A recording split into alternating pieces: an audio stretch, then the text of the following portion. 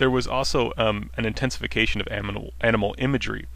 Basically, it was stressed that even animals as stupid as a pig or fish, or evil as an owl or tiger, would be moved by King Jongjo's benevolence.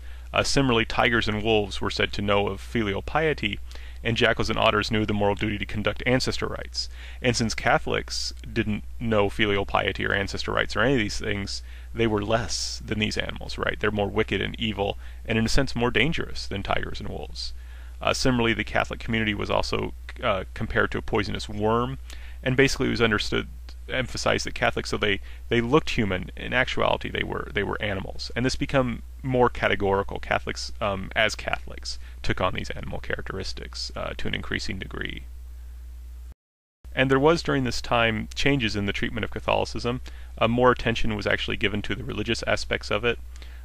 Catholicism was basically kind of treated as criticized as a magical means of selfishly acquiring blessings. There was also a special focus on women. Women were actually mentioned specifically in the edict as an audience for the edict, whereas before this wasn't mentioned explicitly. And this is a large part probably because there were a large number of perpetual virgins who were arrested and executed during this persecution. And they were their practice of perpetual virginity was criticized as dangerous to society. It's not clear why, but it would seem most likely because that by being perpetual virgins they weren't doing their duty of having offspring, and also of course if everyone was a perpetual virgin then humanity would die out in one generation. At the same time, Catholics were also criticized because they mixed the genders when they prayed, and that this sullied morals, basically meaning that they thought Catholics were getting together and having orgies. There was also a religious critique of Catholicism. For example, Jesus himself was actually mentioned, and it was said, well, this guy lived a long time ago. We don't really know if he was a human or a demon or what he was, so how can we really believe in him? The incarnation was also criticized. Basically, this edict understood the incarnation to mean that God became a man and in so doing ceased to be God, and that this man then later on became God again and ceased to be a man, which isn't actually the Catholic understanding of how the incarnation works, but they took this understanding of the incarnation and said it was absurd and criticized it. Similarly, the idea that Catholics would treat the cross, this instrument of execution, as a source of blessing was also criticized. So what we see here then is that there's a greater emphasis on the religious qualities of Catholicism, making it a moral danger than in 1801. So then on to the 1866 persecution. This persecution, like the previous ones, began under the reign of a minor king, in this case Kojong. There was no proclamation beginning it, and it was very successful. It executed 9 of the 12 French missionaries that were in the country at the time, and so an edict to end the persecution was issued later on in that same year of 1866. Now, after the persecution edict was issued, or this edict ending the persecution was issued rather, the French fleet came a few weeks later, led by these men in this picture, Father Riddell and 3 Korean Catholics, in an effort to force the Korean state to tolerate Catholicism. This expedition failed and actually touched off another further persecution, and this cycle of foreign incursion and persecution would continue until 1873. But I want to stress that in looking at the 1866 edict, I'm focusing on the situation before the actualization of the foreign threat. In many ways, the 1866 edict was similar to the ones before it. It began by emphasizing the Chosun dynasty's Confucian identity. It called for greater adherence to the Confucian way.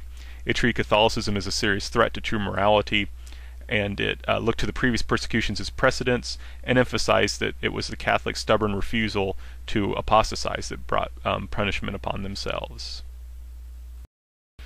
There was also some changes. One of the most striking is that where previously the Confucian classics had been quoted and referred to in order to glorify the Chosun state, in this case they were actually quoted to justify violence. So the Book of Documents was quoted as saying, if there are bad and unprincipled men who refuse to obey and contravene orders, then cut off their noses and utterly exterminate them, leaving them without descendants. And this was applied to mean that you could kill Catholics.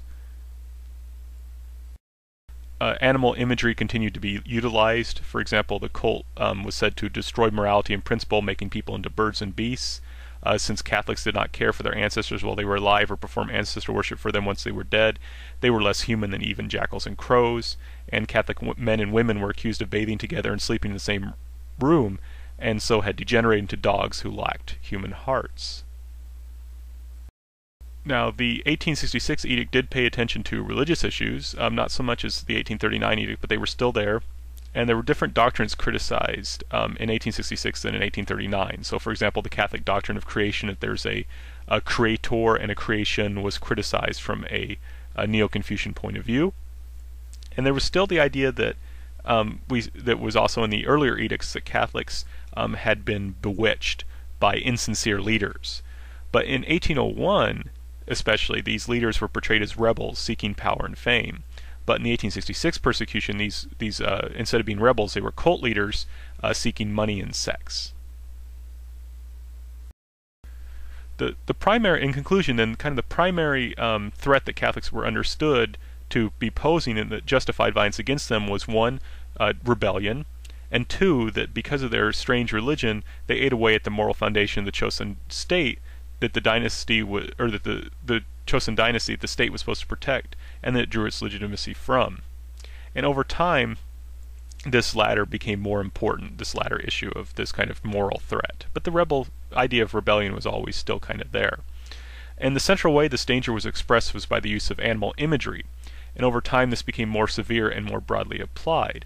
And what this meant was, just as not only was it acceptable to kill Catholics because they were like animals, but because they were like dangerous animals, they were necessary to kill. So if we return back to Magdalene Kim, the 66-year-old widow, she may look like this frail old lady, but in fact she was a tiger. And if you didn't kill her, she was going to kill you.